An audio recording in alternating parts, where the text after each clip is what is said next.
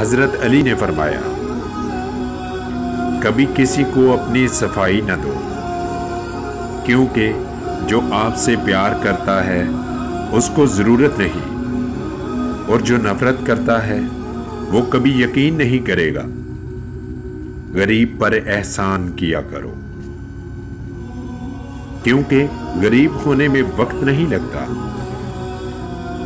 अगर दुखों का दरिया अबूर करना है तो आंसुओं को जज्ब करने का तरीका सीखो।